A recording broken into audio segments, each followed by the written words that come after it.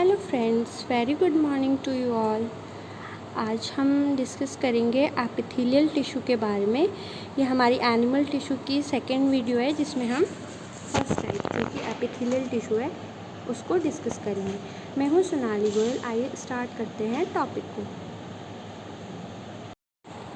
Epithelial tissue को ही हम commonly epithelium बोलते हैं। एपिथेलियम जो टर्म है वो सबसे पहले र्यूस ने दी थी, RUYSSCH। राइस ने दी थी एपिथेलियल टिश्यू टर्म को। एपिथेलियम जो है वो एक या एक से ज़्यादा लेयर ऑफ सेल से बना होता है जो कि कवर करता है, लाइन करता है हमारे एक्सटर्नल इंटरनल सरफेस जो होते हैं बॉडी पार्ट्स के। अगर हम इसके स्ट्रक्चर की बात करें तो इसमें जो सेल्स होते हैं वेरियसली शेप्ड सेल अरेंज होते हैं क्लोजली। एक लेयर में भी अरेंज हो सकते हैं और दो लेयर में भी। एपिथेलियल टिश्यू जनरली दो सरफेस कंसिस्ट करता है, एक बेसल सरफेस, एक फ्री सरफेस। बेसल सरफेस जो होगा वो बेसमेंट मेम्ब्रेन के कांटेक्ट में होता है और जो फ्री सरफेस है वो बाहर आउटसाइड एनवायरनमेंट के साथ कांटेक्ट में होता है या फिर बॉडी फ्लूइड के साथ कांटेक्ट में होता है। एपिथेलियल टिश्यू जो होता है ये डिफरेंट टाइप्स का होता है। जैसे कि हम डायग्राम में देख पा रहे हैं, जो सबसे फर्स्ट टाइप है वो सिंपल एपिथेलियम है और सेकंड कंपाउंड एपिथेलियम है। सिंपल एपिथेलियम जो होता है उसमें सिंगल लेयर ऑफ सेल होती है, मतलब जो सेल होंगे वो सिंगल लेयर में ही अरेंज होंगे, वो होती है हमारी सिंपल एपिथेलियम। सेकेंड टाइप है हमारा कंपाउंड एपिथेलियम। कंपाउंड एपिथेलियम में सेल्स एक लेयर से ज़्यादा लेयर्स बनाते हैं अरेंज होके, और सारे सेल्स दोनों में ही कैसे अरेंज होंगे, कॉम्पैक्टली अरेंज होते हैं। सिंपल एपिथेलियम को फर्दर हमने 6 टाइप में क्लासिफाई किया है। फर्स्ट है हमारा squamous epithelium, second cuboidal, third columnar epithelium, fourth ciliated epithelium, 5 pseudo stratified epithelium, 6 glandular epithelium.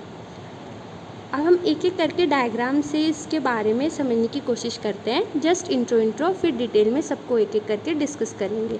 जो सबसे पहला है स्क्वैमस एपिथेलियम, उसमें हम सेल जो देख रहे हैं, जिसके सेल होते हैं वो प्लेट लाइक होते हैं, प्लेट लाइक अपीयरेंस देते हैं और न्यूक्लियस जो होगा वो सेंटर में राउंड शेप का प्रेजेंट होता है। स्क्वैमस एपिथेलियम में आपको दिख रहा होगा जो सेल है उसमें एक साथ अरेंज है और न्यूक्लियस सेंटर में प्रेजेंट है। सेकंड जो हमारी टाइप आती है क्यूबॉइडल एपिथेलियम, इसमें जो सेल की शेप होगी वो क्यूब लाइक होगी।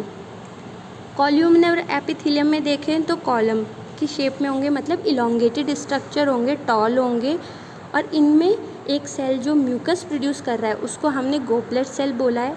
इनके केस में न्यूक्लियस जो होता है वो इलोंगेटेड होता है और टुवर्ड द बेस होता है। 4 टाइप है हमारा सिलेटेड। अब 4 टाइप में सीलिया प्रेजेंट होना मस्ट है। 5th टाइप है हमारा pseudo stratified. Pseudo stratified epithelium का मेन कैरेक्टर ये है कि इसके जो सेल होंगे वो तो कॉलमनर होंगे, बट एक लार्ज सेल होगा और एक शॉर्ट सेल होगा, जिसकी वजह से ये हमें ऐसा दिखेगा जैसे इसमें स्ट्रेटिफिकेशन प्रेजेंट हो। 6th जो टाइप है उसमें है ग्लैंडुलर एपिथेलियम, मीन्स ग्लैंड्स का काम करेगा, सिक्रीशन में हेल्प करते हैं। 2 टाइप के ग्लैंड्स पढ़ेंगे इसमें हम, एक्सोक्राइन एंड एंडोक्राइन ग्लैंड। अब हम सबसे पहला वाला जो एपिथेलियम है हमारा स्क्वैमस एपिथेलियम, उसको डिटेल में डिस्कस करते हैं। जो फर्स्ट टाइप है हमारा वो है हमारी स्क्वैमस एपिथेलियम। जो स्क्वैमस एपिथेलियम है ये सिंगल थिन लेयर से बनी होती है और जो सेल होते हैं वो फ्लैट होते हैं, और इसमें जो बाउंड्री होगी वो इरेगुलर बाउंड्री होगी। इरेगुलर बाउंड्री जैसे कि हमने फुटपाथ देखा है, फुटपाथ में अलग अलग शेप के सेल लगे होते हैं, तो डिज़ाइन लाइक बन जाता है, टाइल्स जो फ्लोर में लगे हों, तो उसी की वजह से इस एपिथेलियम को हम पेवमेंट एपिथेलियम भी बोलते हैं। अगर हम इसके सेल्स की बात करें तो हम इन्हें पॉलीगोनल इन शेप भी बोल सकते हैं, और न्यूक्लियस जो होगा सेल का वो फ्लैट होगा और हमेशा सेंटर पे प्रेजेंट होगा। लोकेशन कहाँ कहाँ मिलता है ये एपिथेलियम हमें, तो जितने भी ब्लड वेसल्स हैं उन सब की वॉल्स पे मिल जाएगा। एयर सैक्स जो लंग में प्रेजेंट होते हैं वहाँ मिल जाएगा। वॉल ऑफ बुमेन कैप्सूल जो कि कहाँ प्रेजेंट होता है, किडनी में, वहाँ पे मिल जाएगा। लूप ऑफ हैनले में मिलेगा जो नेफ्रॉन का पार्ट होता है। अगर आप इसके फंक्शन की बात करें तो इसका मेन फंक्शन क्या है, ये मटेरियल एक्सचेंज करता है।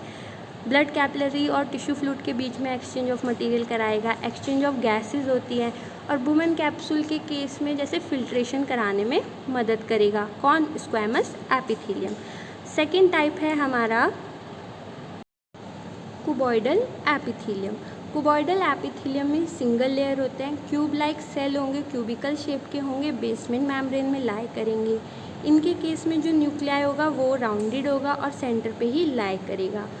जो इसका सरफेस होगा फ्री वाला वो स्मूथ भी हो सकता है और रफ़ भी हो सकता है। रफ़ कब होगा? जब उसमें क्या प्रेजेंट हो? फिंगर लाइक प्रोजेक्शन प्रेजेंस हो, और उन फिंगर लाइक प्रोजेक्शन को हम बोलते हैं माइक्रोविलाई। और इन माइक्रोविलाई की प्रेजेंस के वजह से जो सेल होता है वो ब्रश बॉर्डर लाइक अपीयरेंस देता है। तो ऐसा लगता है कि जैसे कि ब्रश का लुक आ रहा हो, तो इस वजह से इनको ब्रश बॉर्डर कुबॉइडल एपिथेलियम भी कहते हैं। लोकेशन की अगर हम इनकी बात करें तो ये जनरली ट्यूबुलर जो पार्ट होता है, ट्यूब होती हैं जो नेफ्रॉन की, वहाँ पे मिल जाएंगे। जो डक्ट्स हैं ग्लैंड की, वहाँ पे भी मिल जाएंगे। थायराइड फॉलिकल्स, ओवरीज, टेस्टिस, इन जगह पे ये सब कुबॉइडल एपिथेलियम मिल जाता है। फंक्शन की बात करें तो इनका जो मेन फंक्शन है वो सिक्रीशन और एक्सक्रीशन में मदद करते हैं। जैसे ये हमारे ग्लैंड्स हैं जितने भी, वो उन सब की डक्ट्स जो हैं वो क्या काम करने में हेल्प करेगी? सिक्रीशन, जो ग्लैंड्स का सिक्रीशन होता है हार्मोन, उन सब का सिक्रीशन कराने में और एक्सक्रीशन कराने में मदद करता है। नेक्स्ट टाइप हमारा जो इसमें है वो है कॉल्यूमनर एपिथेलियम। कॉल्यूमनर एपिथेलियम में सिंगल लेयर होती है और यहाँ पे जो सेल होंगे वो टॉल और सिलेंडर होंगे और बेसमेंट मेम्ब्रेन में लाई करेंगे। इनमें जो न्यूक्लियस होता है वो इलोंगेटेड होता है और बेस की तरफ होता है, लॉन्ग एक्सिस में होएगा हमेशा। और इसमें से जो कुछ सेल होते हैं इस एपिथेलियम के, वो म्यूकस प्रोड्यूस करते हैं, तो उनको हम बोलते हैं गॉबलेट सेल। अगर हम गॉबलेट सेल को उसके सपोर्टिव कनेक्टिव टिश्यू के साथ देखें तो उसको हम बोलेंगे म्यूकोसा। जब goblet cell along with their supporting connective tissue is present than it is called as mucosa. तो जो म्यूकोसा होते हैं, अगर इंटेस्टाइन में जो हमारी म्यूकोसा है, अगर उसमें विलाय, माइक्रोविलाय प्रेजेंट हैं, तो वो भी कैसी अपीयरेंस देते हैं? ब्रश बॉर्डर की। पिछले वाला जो हमने कुबॉइडल डिस्कस करा था, वहाँ पे भी ब्रश बॉर्डर अपीयरेंस थी due to presence of microvilli. यहाँ पर भी अगर माइक्रोविलाय प्रेजेंट है इंटेस्टाइनल म्यूकोसा में, जो इंटेस्टाइन की म्यूकोसा है उसमें, तब वो भी कैसे अपीयरेंस देते हैं? Brush border. इसीलिए वहाँ पे जो इंटेस्टाइनल म्यूकोसा होती है, वहाँ पे कॉल्यूमनर एपिथेलियम को क्या बोला जाता है? Brush border columnar epithelium. Generally अगर हम इसकी बात करें कि हमें मिलता कहाँ है, तो ये हमें कहाँ मिलेगा? जो हमारे स्टमक की लाइनिंग है वहाँ पर, और इंटेस्टाइन जो है उसकी लाइनिंग में भी मिलता है। फंक्शन इसका भी क्या होगा? ये एक तो एब्जॉर्ब कराने में मदद करेगा। जब हमने न्यूट्रिशन लिया तो उसमें से जो भी कंपोनेंट यूज़फुल है उनको एब्जॉर्ब कराएगा, और दूसरा सिक्रीशन में मदद करेगा। नेक्स्ट टाइप आता है हमारा, इसमें फोर टाइप है हमारा सिलिएटेड एपिथेलियम। सिलिएटेड एपिथेलियम में क्या होगा? जो हमारे कॉल्यूमनर और कुबॉइडल एपिथेलियम है, अगर इसमें प्रेजेंस हो सीलिया की, हेयर लाइक आउटग्रोथ होता है सीलिया, अगर वो प्रेजेंट है फ्री सरफेस पे, तो उस एपिथेलियम को हम सिलिएटेड एपिथेलियम बोल देते हैं। सीलिया के वजह से हमेशा रिदमिक मोशन होता है, मतलब कोई भी पार्टिकल मूव करेगा तो वो किसी स्पेसिफिक डायरेक्शन में ही मूव कर पाएगा। ये किसके वजह से पॉसिबल है? सीलिया के वजह से। अगर हम इसकी प्रेजेंस की बात करें कि ये कहाँ पर हमें मिलेगा, तो जो फैलोपियन ट्यूब होती है, फैलोपियन ट्यूब क्या होती है? जो ओवरी को यूट्रस से कनेक्ट करती है। ओवरी में क्या प्रोड्यूस होता है? ओवम। तो ये ट्रांसपोर्ट ऑफ ओवम में मदद करेगी। कहाँ पर? फैलोपियन ट्यूब में प्रेजेंट है सिलिएटेड एपिथेलियम फैलोपियन ट्यूब में। फंक्शन क्या परफॉर्म कर रहा है? पैसेज ऑफ ओवम का। सेकेंड, ये ब्रोंक्यूल्स में भी प्रेजेंट होते हैं। ब्रोंक्यूल्स हमारे रेस्पिरेटरी ट्रैक्ट में होते हैं प्रेजेंट, तो वहाँ पे ये क्या करते हैं? म्यूकस को एक्सपेल आउट करने में मदद करते हैं। नेक्स्ट जो हमारा फिफ्थ टाइप है वो है सीडोस्ट्रैटिफाइड एपिथेलियम। इसमें क्या होगा? इसमें भी जो होगी सिंगल लेयर ऑफ सेल होगी, जिसमें जो न्यूक्लियस है वो इस तरह से अरेंज होंगे कि हमें ऐसा लगेगा कि यहाँ पर भी जो एपिथेलियम है वो स्ट्रैटिफाइड है। क्यों? क्योंकि यहाँ पर कॉल्यूमनर सेल जो होंगे वो एक तो बड़ा सेल होगा, उसके बाद छोटा सेल होगा। तो अनइक्वल साइज़ के सेल जो होते हैं कॉलमनर सेल वो लगे होते हैं और उनमें न्यूक्लियाई की पोजीशन ऐसी होती है जिसकी वजह से हमें अपेयर ऐसी फीलिंग आती है उसको देखकर कि वो स्ट्रेटिफाइड एपिथेलियम है, बट वो एक्चुअली में सिंगल लेयर ऑफ सेल होती है। तो सिंगल लेयर ऑफ सेल है लेकिन हमें अपेयरेंस दे रहा है स्ट्रेटिफाइड होने की, तो इसलिए हम इसको सीडो स्ट्रेटिफाइड एपिथेलियम बोलते हैं। सीडो का मतलब होता है फॉल्स, क्योंकि यहाँ पर एक्चुअल स्ट्रेटिफिकेशन नहीं है, फॉल्स स्ट्रेटिफिकेशन हमें लगता है कि है, तो इसलिए इसको सीडो स्ट्रेटिफाइड एपिथेलियम बोलते हैं। लोकेशन की बात करें कहाँ मिलता है, तो ये जनरली यूरेथ्रा ऑफ मेल में मिल जाता है, डक्ट ऑफ ग्लैंड्स में मिल जाता है जैसे कि सलाइवरी ग्लैंड में मिल जाएगा, और ट्रैकिया और ब्रोंकियोल में भी मिल जाता है। लास्ट जो हमारा टाइप है सिक्स्थ वो है ग्लैंडुलर एपिथेलियम। ग्लैंडुलर एपिथेलियम इसके जो सेल्स होते हैं वो स्पेशलाइज हो जाते हैं सिक्रीशन कराने के लिए, तभी हम इन्हें क्या बोलते हैं, ग्लैंडुलर एपिथेलियम। ये इसके जो सेल्स होते हैं वो कॉल्यूमिनर हो सकते हैं, कुबॉइडल हो सकते हैं, और जितने भी ग्लैंड्स होते हैं हमारी बॉडी में वो सारे इसी एपिथेलियम से बने होते हैं। Glands are form from glandular epithelium. अब ग्लैंड एक सिंगल सेल से भी बना हो सकता है और बहुत सारे सेल से भी बना हो सकता है। अगर ग्लैंड सिंगल सेल से बन रहा है उस केस में हम उसको यूनिसेलुलर ग्लैंड बोलते हैं।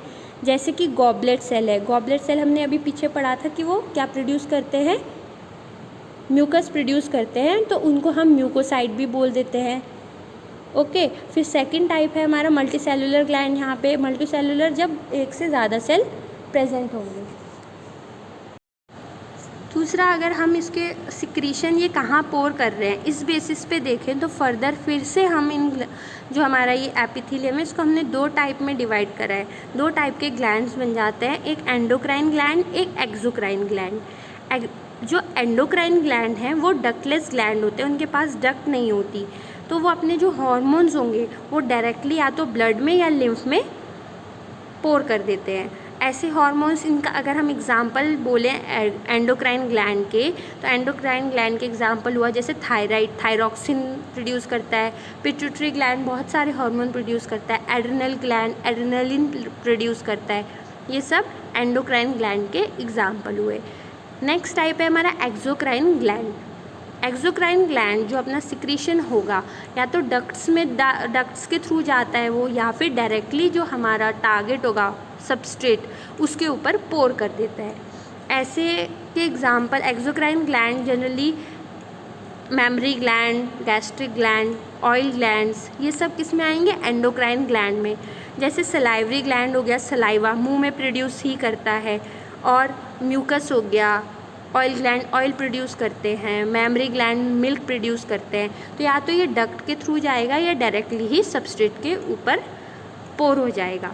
तो ये थे हमारे टाइप्स ऑफ एपिथेलियम टिश्यू। अब आज इस वाली वीडियो में हम इतना ही डिस्कस करेंगे। थैंक यू इसके लिए। अब नेक्स्ट वीडियो में हम कनेक्टिव टिश्यू के बारे में पढ़ेंगे, तो कनेक्टिव टिश्यू के भी टाइप वगैरह सब डिस्कस करेंगे इसके बाद वाली वीडियो में। ये सेकंड वीडियो थी एनिमल टिश्यू की, अब उसके बाद थर्ड वीडियो होगी। और अगर आपको ये वीडियो यूज़फुल लगी हो तो लाइक करें, शेयर करें और चैनल